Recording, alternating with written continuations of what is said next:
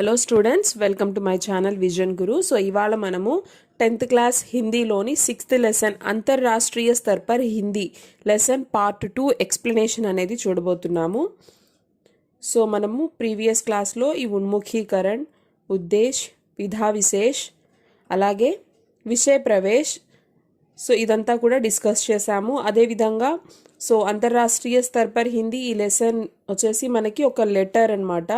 So ఆ letter ఎవరికి రాస్తున్నారు ఇది కూడా మనం ఆల్రెడీ చెప్పుకున్నాము.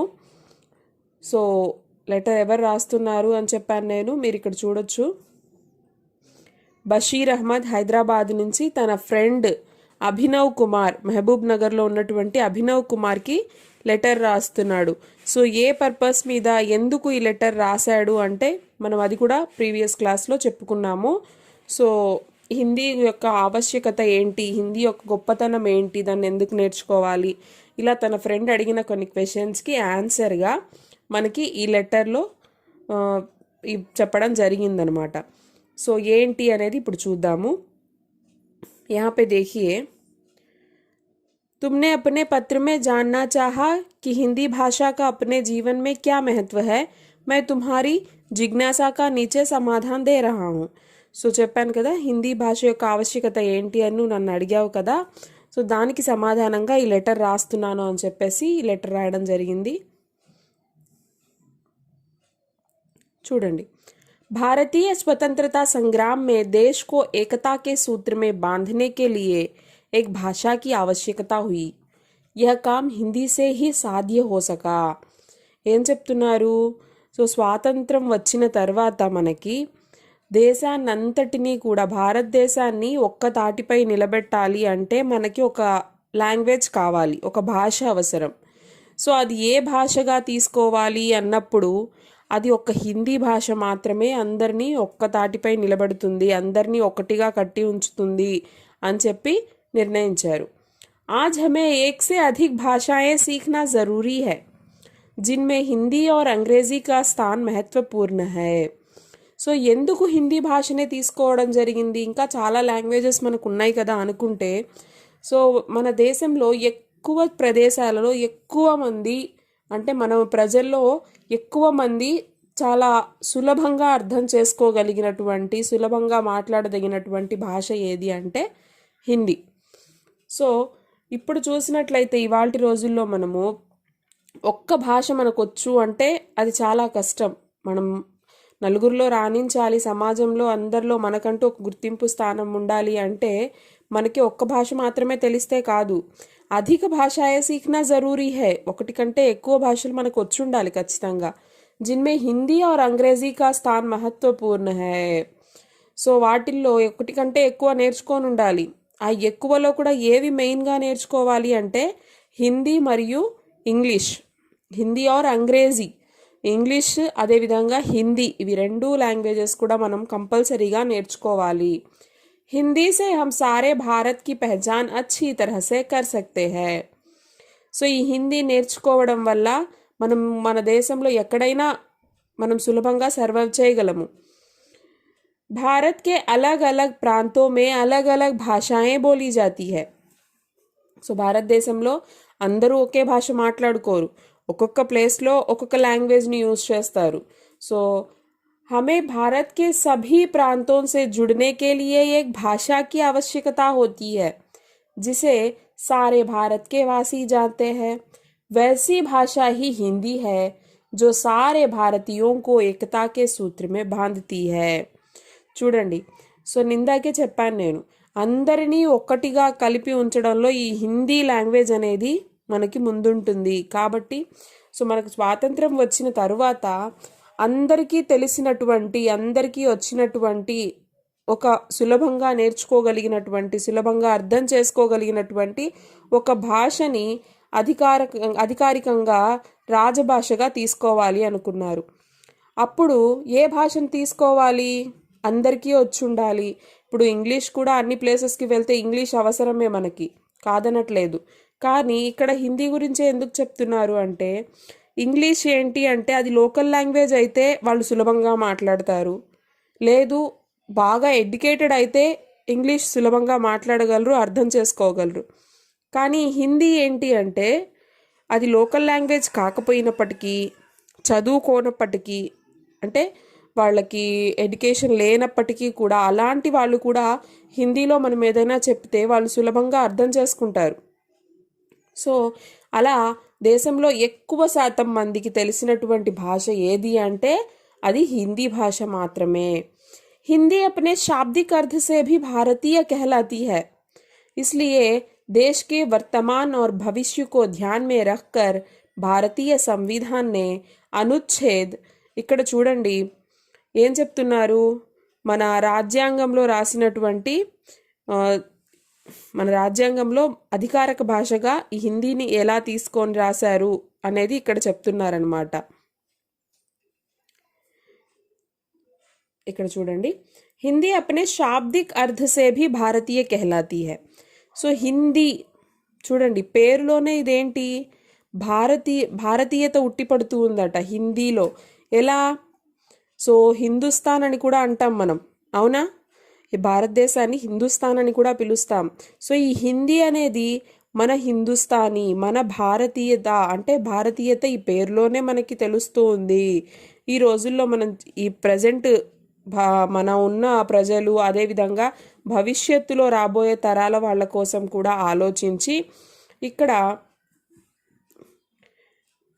भारतीय संविधान ने अनुच्छेद 343 के तहत 343(1) के तहत हिंदी को 14 सितंबर 1949 को राजभाषा के रूप में गौरवान्वित किया है. तब से हम हर वर्ष 14 सितंबर को हिंदी दिवस मनाते हैं. సో ఇక్కడ చూడండి రాజ్యాంగంలో మనకి ఎక్కడ రాస్తున్నారు అంటే 343(1) దీంట్లో ఏమని రాశారు, హిందీని 14 సితంబర్ అంటే సెప్టెంబర్ 14, 1949 నాడు రాజభాషగా దీనికి ఒక గౌరవమైనటువంటి స్థానాన్ని ఇవ్వడం జరిగింది. అధికారికంగా అప్పుడు ప్రకటన చేశారు. ఏమని? మన రాష్ట్ర భాష ఏంటి అంటే హిందీ అని చెప్పేసి ఎప్పుడు సెప్టెంబర్ 14, 1949 నుంచి దీన్ని మనం రాజభాషగా గౌరవించడం జరిగింది. तब से हर वर्ष 14 सितंबर को हिंदी दिवस मनाते हैं. సో అప్పటి నుంచి కూడా 1949 నుంచి ప్రతి సంవత్సరం కూడా సెప్టెంబర్ 14న మనము హిందీ దివస్ని సెలబ్రేట్ చేసుకుంటాము. ఎందుకంటే అదే రోజు ఆ హిందీకి ఆ గౌరవం దక్కింది కాబట్టి మనము ప్రతి సంవత్సరం కూడా సెప్టెంబర్ 14న हिंदी दिवस ని జరుపుకుంటాము. आज भारत के अलावा Bangladesh, Nepal, Myanmar, Bhutan, Fiji, Guyana, Suriname, Trinidad एवं टोबैगो, दक्षिण Africa, Bahrain, Kuwait, Oman, Qatar, Saudi Arab गणराज्य, Sri Lanka, America, England, Germany, Japan, Mauritius, Australia आदि देशों में हिंदी की मांग बढ़ती ही जा रही है. సో ఇక్కడ చూడండి, ఒక్క భారతదేశంలోనే కాదు, ఇక్కడ ఇచ్చినటువంటి ఈ కంట్రీస్ అన్నిట్లో కూడా ఈ హిందీ అనేది, ఈ హిందీకి ఉన్నటువంటి ఆ క్రేజ్ రోజు రోజుకి పెరుగుతూనే ఉందన్నమాట. విదేశోं में भी हिंदी की रचनाएं लिखी जा रही है. మన దేశంలోనే, భారతదేశంలోనే కాదు, విదేశాలలో కూడా హిందీ రచనలు అంటే హిందీ సాహిత్యము, రచనలు ఇవన్నీ కూడా అక్కడ కూడా రాస్తున్నారట. జిస్మే వహా కే సాహిత్యకారోं का भी विशेष योगदान है. సో మన ఇండియా నుంచి వెళ్ళి అక్కడ సెటిల్ అయిన వాళ్ళు కావచ్చు, లేదా అక్కడ ఉండే ప్రజలు కూడా ఈ హిందీ సాహిత్యం పట్ల, హిందీ రచనల పట్ల ఎక్కువ మక్కువ చూపిస్తున్నారు, ఇష్టపడుతున్నారన్నమాట. ये हम सबके लिए गर्व की बात है कि विदेशों में भारतीयों से आपसी व्यवहार करने के लिए वहाँ के लोग भी हिंदी सीख रहे हैं. సో మనం ఎంతో గర్వంగా చెప్పుకోవచ్చు. ఏమని అంటే విదేశాలలో ఉన్న ప్రజలు కూడా భారతీయులతో కమ్యూనికేట్ అవ్వడానికి వాళ్ళు కూడా ఈ హిందీ పట్ల ఇంట్రెస్ట్ చూపిస్తున్నారు, హిందీని నేర్చుకుంటున్నారు. इस तरह हिंदी की मांग आज विश्व भर में बढ़ती ही जा रही है. సో ఈ విధంగా మన దేశంలోనే కాకుండా ప్రపంచమంతా కూడా ఈ హిందీ అనేది ఎక్కువగా ప్రాచుర్యం పొందుతూ ఉంది. इसलिए भारत के अलावा अन्य देशों में भी कई संस्थाएं हिंदी के प्रचार व प्रसार में जुटी हुई है. సో దీనికోసము మన దేశంలోనే కాకుండా మిగతా దేశాల్లో కూడా అనేక సంస్థలు ఏం చేస్తున్నాయి, హిందీని ప్రచారం చేస్తున్నాయి. హిందీకి ఉన్న గొప్పతనం ఏంటి, దీన్ని నేర్చుకోవాల్సిన అవసరం ఎంతగా ఉంది, సో నేర్చుకోవడం వల్ల ప్రయోజనాలు ఏంటి అనే వాటి గురించి ఎక్కువగా ప్రజలకి అవగాహన కల్పిస్తున్నాయన్నమాట సంస్థలు కొన్ని. అలాంటి సంస్థలలో जिनमें केंद्रीय हिंदी संस्थान हिंदी शिक्षण प्रशिक्षण कार्यों से देश विदेश में अपना महत्वपूर्ण योगदान दे रहा है. సో అలా ఉన్నటువంటి ఆ సంస్థలలో కేంద్రీయ హిందీ సంస్థాన్ అనేటువంటి ఒక సంస్థ హిందీ శిక్షణ ప్రశిక్షణ్, సో హిందీకి సంబంధించిన శిక్ష అంటే హిందీ నేర్పించడం కానీ ఆ భాష పట్ల ఉన్న ట్రైనింగ్ ఇవ్వడం కానివ్వండి, ఇలాంటి ప్రోగ్రామ్స్ని కండక్ట్ చేస్తుందంట. ఎవరు అంటే కేంద్రీయ హిందీ సంస్థాన్ అనేటువంటి ఒక సంస్థ ఈ హిందీకి సంబంధించిన కార్యక్రమాల్ని ఒక్క దేశంలోనే కాకుండా దేశ విదేశాల్లో కూడా వాళ్ళ తరపు నుంచి వాళ్ళు అలా ప్రచారం చేస్తూ అవగాహన కల్పిస్తూ ఇలాంటి ప్రోగ్రామ్స్ కూడా కండక్ట్ చేస్తున్నారు. ట్రైనింగ్స్ క్యాంప్స్ ఇలాంటివి కూడా కండక్ట్ చేస్తున్నారట. आज विश्व भर में करीब 150 से अधिक विश्वविद्यालय हिंदी संबंधी कोर्सों का संचालन कर रहे हैं. సో ఏం చెప్తున్నారు, ఇవాళ మనం చూసుకున్నట్లయితే ప్రపంచం మొత్తం మీద 150 से अधिक విశ్వవిద్యాలయ, 150 అంటే 150 కంటే ఎక్కువ యూనివర్సిటీస్ మనకి హిందీకి సంబంధించిన కోర్సులు అవి కూడా ప్రొవైడ్ చేస్తున్నాయి. बैंक, मीडिया, फिल्म, उद्योग आदि क्षेत्रों में हिंदी की उपयोगिता दिन ब दिन बढ़ती ही जा रही है. సో హిందీ అంటే ఒక ఎడ్యుకేషన్ పరంగానే కాకుండా బ్యాంక్, మీడియా రంగాల్లో, అదేవిధంగా ఫిల్మ్ ఇండస్ట్రీలో ఇలా ప్రతి రంగంలో కూడా ఈ హిందీకి సంబంధించి మనకి జాబ్ పర్పస్ మీద కానివ్వండి ఏదైనా సరే రోజు రోజుకి కూడా పెరుగుతూనే ఉంది. इस तरह आज हिंदी नए नए रोजगारों का प्रमुख आधार बन चुका है. సో రాను నిరుద్యోగులకి ఈ హిందీ అనేది కూడా ఒక ఉపాధి మార్గం అని మనం చెప్పుకోవచ్చు. हिंदी से अपने भविष्य का निर्माण करने वालों के लिए, సో ఈ హిందీని నేర్చుకొని తమ భవిష్యత్తుని మెరుగుపరుచుకోవాలి అనుకున్న వాళ్ళ కోసం సో కొన్ని వెబ్సైట్స్ ఇక్కడ ప్రొవైడ్ చేశారనమాట. ఈ వెబ్సైట్స్ వాళ్ళకి హెల్ప్ అవుతాయి. ఏంటో ఒకసారి చూద్దాం మనం. ఇక్కడ www.rajbhasha.nic.in, www.ildc.government.in, www.bhashaindia.com, అదేవిధంగా www.ssc.nic.in, www.parliamentofindia.nic.in, నెక్స్ట్ www.ibps.in, అదేవిధంగా www.khsindia.organization, అదేవిధంగా www.hindiనిదేశాలయ.nic.in. సో ఆది వెబ్సైట్ సేవా మే తత్పర్ హై. ఇవన్నీ కూడా ఇక్కడ ప్రొవైడ్ చేయడం జరిగింది. यह हमारे लिए गर्व की बात है कि सारा विश्व हिंदी का महत्व जान चुका है. इसका प्रमाण यह है कि सारे विश्व में 10 जनवरी को विश्व हिंदी दिवस मनाया जाता है. इस तरह हिंदी अंतर्राष्ट्रीय स्तर पर शोभित है. చూడండి, సో మనము ఇది కూడా చాలా గర్వంగా చెప్పుకోవాల్సిన విషయం ఏంటి అంటే మనము 14 సెప్టెంబర్న హిందీ దివస్ మన కంట్రీలో మాత్రమే జరుపుకోవడమే కాదు, ఏంటి ఇక్కడ ప్రపంచం అంతా కూడా, మన దేశం మాత్రమే కాదు ప్రపంచం అంటే అన్ని దేశాలలో కూడా ఎప్పుడు జనవరి 10న